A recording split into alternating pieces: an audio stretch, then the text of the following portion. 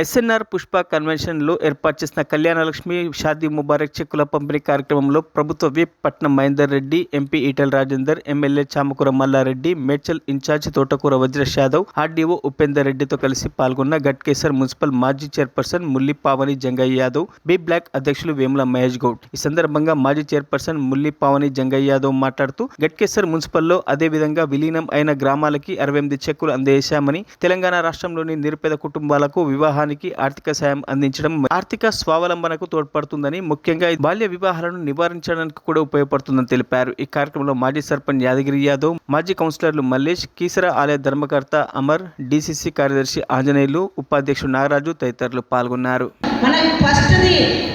మహాలక్ష్మి పథకం కింద మన బస్సు కార్యక్రమం అనేది నిర్వహించడం, ఫ్రీ బస్ కార్యక్రమం, గృహజ్యోతి కార్యక్రమం, అన్ని విషయాలలో మన మహిళలని ముందుంచి నడిపిస్తున్న ప్రభుత్వం ఏదైనా ఉందంటే కాంగ్రెస్ ప్రభుత్వం అని కూడా మనం ఆశించవచ్చు.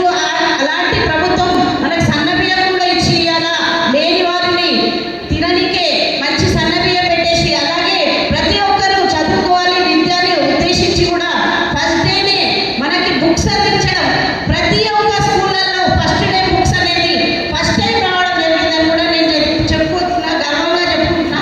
ప్రతి ఒక్కరు విద్యని కూడా అన్ని విధాలా ముందుకు తీసుకుపోతేనే మహిళలు ముందుంటారని కూడా ఈ ప్రభుత్వంలో, కాంగ్రెస్ ప్రభుత్వంలో ఇలాంటి కార్యక్రమాలు నిర్వహిస్తూ ఎన్నో కార్యక్రమాలకు మూలమైతున్న మన కాంగ్రెస్ ప్రభుత్వానికి కూడా మనం రుణమాలకు అనేది కూడా మనకి ఒక మేనమామ లెక్క మనకందరికీ సహాయపడుతుంది. ఎవరు లేని వాళ్ళకి కూడా మనకి పెళ్లి చేసుకోవడానికి ఇబ్బంది లేకుండా 1,00,000 రూపాయలు ఇవ్వడం జరుగుతుంది.